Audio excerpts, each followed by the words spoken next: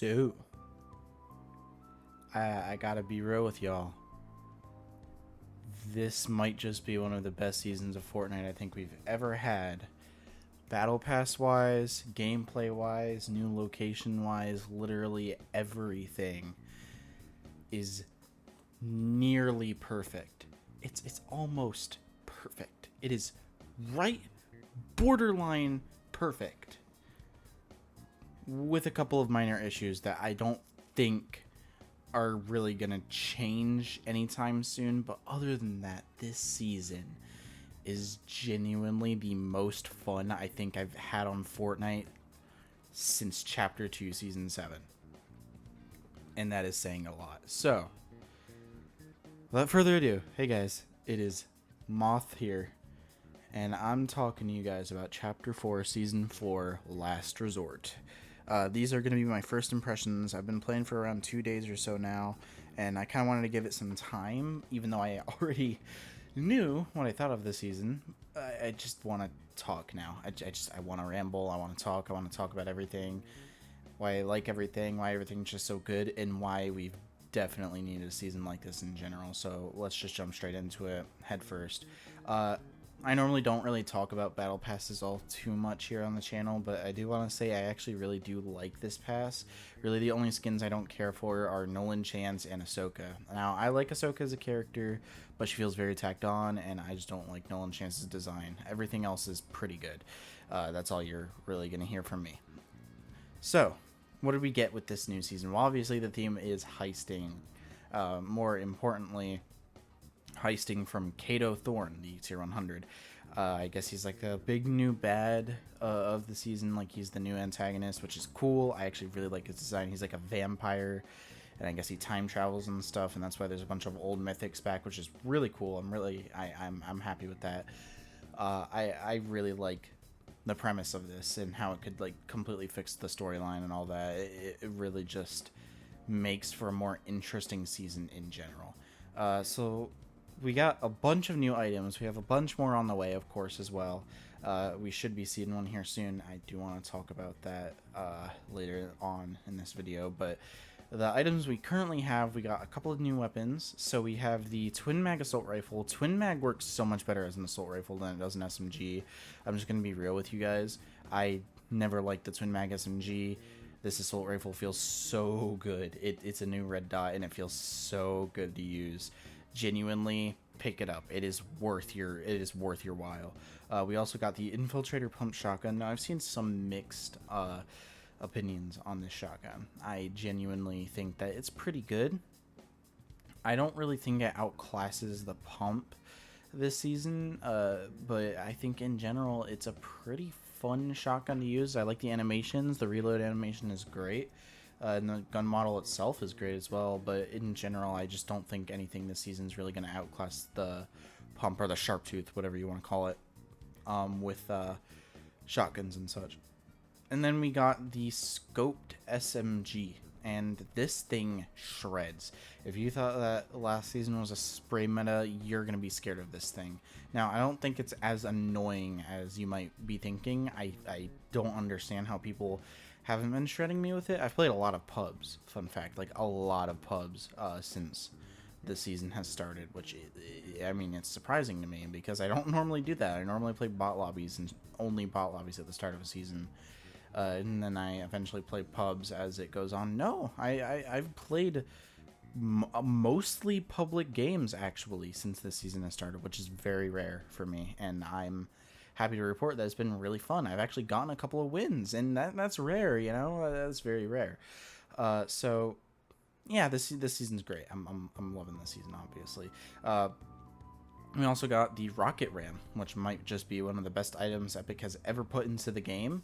And I'm not even like joking when I say that. It is a genuinely good weapon, and I love this thing. I love the Rocket Ram. If you're not using the Rocket Ram in your game, you're just not playing the game right. It's that much fun, and it doesn't feel annoying or anything like the hammer did or the blade, and it doesn't feel useless like the kinetic boomerang. If this is like our kinetic kind of weapon substitute, then I'm genuinely happy to report that this is arguably the best new item that they've added this season. And I think most people can agree with that.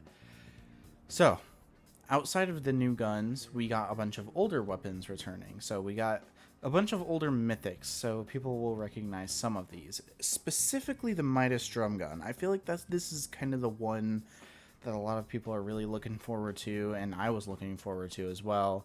It's the OG Midas drum gun. It does the exact same damage, and it feels really good to use as expected. We also got Tintina's Kaboom Bow, but it does not function the exact same at all. It's honestly a worse version than that, which is already a weaker version than the older Boom Bow. But I don't know. I feel like this is probably one of the worst mythics. The Foundation's MK7 is back. This thing is a Gatling gun with a scope. I'm not joking. This is probably the most OP weapon in the loot pool right now. But I have not run into it that much somehow, and I haven't died to it that much somehow. We also got Kit's Charge Shotgun, which is pretty cool. I don't really care for the charge as much, but it's pretty cool. We got the Shockwave Launcher as well, Kit's Shockwave Launcher. Again, there's like an augment you're going to need if you're using this weapon, because otherwise it's completely useless. There's the Bottomless Chug Jug, which is pretty cool. There's the Ray Gun, Zig and Shoppy's Ray Gun. I'm really happy to see that back because I loved this thing back in Invasion. I used it so much. And I think that's it. I could be wrong, but I think that's all the mythics we have in the loot pool right now, outside of the new ones that drop from bosses, obviously. There's like a Mythic Scoped SMG, Mythic Thermal DMR. Obviously, the Mythic Havoc is still in the game for some reason. The Havoc itself is still in the game for some reason. I don't know why. But outside of that, there's not really any other mythics in the game. So, genuinely, I think that this is fun. Mythics feel fun again, and that's kind of what I've been wanting for a hot minute here.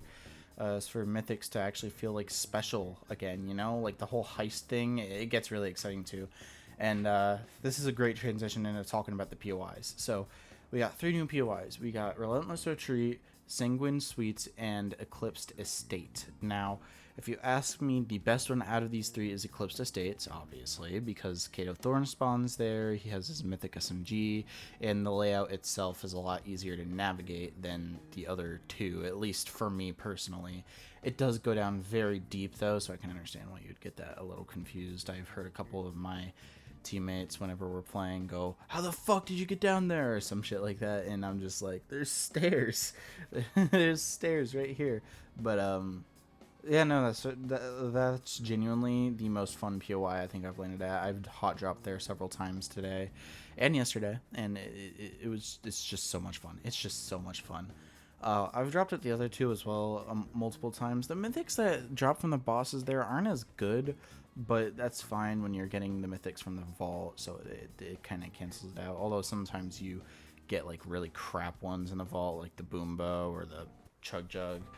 Or if you're lame, the Ray Gun, although I don't see how you could be lame and hate that thing. SMH, you guys suck. Genuinely, I think these 3 POIs are amazing. They're all kind of similar in theming and vibe and all that, so landing at one is going to feel a lot like landing at the other, unfortunately. But I don't really see that as a negative, as these POIs are just so much fun to play in that it doesn't even matter. I've been missing hot drops at Mythic POIs for so long. It feels like at the start of a new season, there's always at least one Mythic POI, but nobody drops there. And it like, they drop there for maybe like a day or 2, and then it's just over. But here, we have several now. They're actually worth going to, as you can leave with genuinely good weapons, just like Chapter 2, Season 2. And I genuinely feel like this is the best that mythics have been ever. Like, genuinely ever. I think that we've peaked with mythics and how they work. And that's saying a lot, because I thought that they peaked when they first came out. But no, I genuinely think that we've peaked. Speaking of which, Fortnite has officially hit its all-time concurrent player count at, I believe, around 2.1 million players on BR at the exact same time, which is crazy. And I do believe this is only, like, including the fact that Epic Games has recently added that you can see player counts, but the fact of the matter is that's a lot of people. that are getting on for this new season, and rightfully so. This season's amazing, genuinely amazing. The map changes are great, the new items are great. There's a fucking business turret in the game now, which is amazing. Reminds me of Engineer from TF2. And there's stuff coming in the future. There's going to be a sticky bomb launcher, which is pretty much the exact same thing from TF2, except you can't launch yourself. I believe there's a couple of other things I can't really remember off the top of my head. But there's also going to be a vampire boss sometime around Fortnite. And there's just a lot to look forward to with this season, especially considering this is the shortest Fortnite season of all time.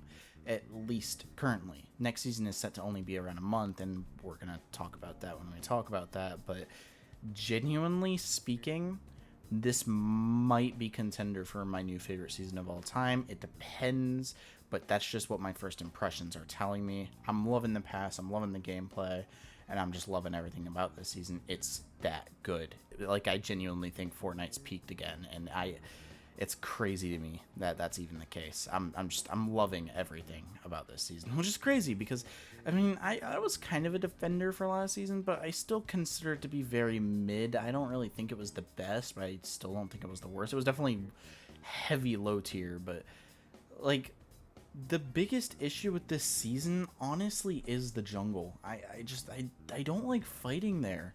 And, like, last season I didn't like fighting there already, but this season I really don't like fighting there because it feels like it's just a race to get height and there's too much foliage and it's just genuinely not fun to fight in the jungle. And that's my biggest gripe with this season, is something that last season added. So I think that that's saying a lot about how much this season is doing for the game, genuinely. If the jungle biome was not on the map right now, I genuinely think this might just be one of the best seasons of Fortnite ever. Probably the best season of all time. But shit can change, and you know what? It might even get to there. So I'll see you at week 1, obviously, and then once we're done with that and I get to week 5, I'll talk to you even more. And then week 10, I believe, is literally the last week of the season, so that's going to be interesting. But yeah, we got 10 more weeks of Fortnite, and then we get season 5, I think. I don't know what's happening after October, but we'll just have to wait and see. Thanks for watching, guys, and I will see you in about a week. Later.